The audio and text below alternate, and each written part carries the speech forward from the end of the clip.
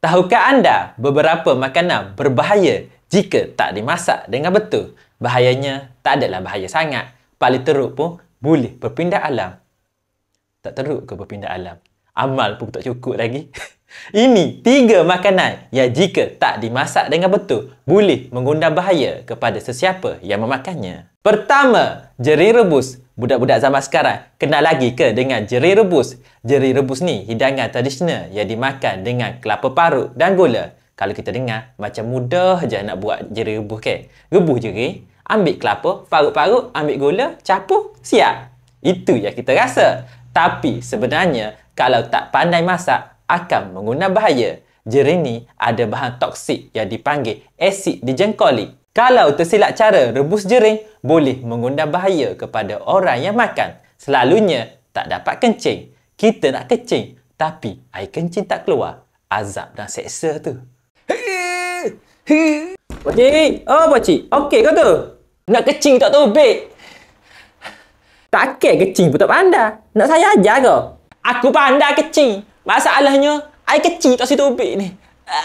Kedua, buah perah rebus. Yang ni lagilah orang zaman sekarang tak kenal. Buah perah adalah sejenis buah hutan dan kebiasaan buah hutan ada toksin yang perlu dihilangkan melalui proses memasak yang betul. Kalau nak makan buah perah ini, kita kena rebus dalam jangka masa yang lama, sekurang-kurangnya 1 jam. Kalau tak rebus secukupnya, anda akan rasa mabuk, pening-pening dan loya bila memakannya. Kalau nak tahu macam mana rasa mabuk tu, boleh tanya pada geng mabuk ketung. Aku harap geng mabuk ketung tak marah lah ke aku. Ketiga, ikan buntal. Yang ni mesti ramai dah tahu.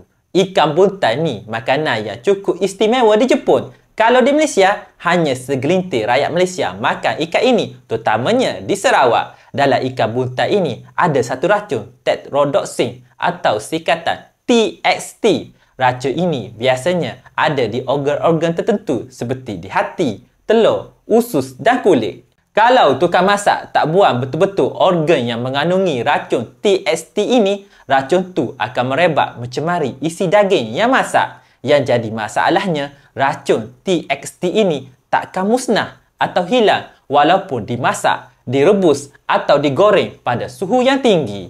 Kalau sesiapa makan ikan buntal yang dicemari racun TXT ini, paling ringan akan mati rasa di sekitar mulut dan bibir, ataupun mual dan muntah, teruk sikit, lumpuh sekejap. Yang paling teruk, gagal bernafas sebabnya organ pernafasan sudah lumpuh. Yang ni punca utama kematian sebab makan ikan buntal.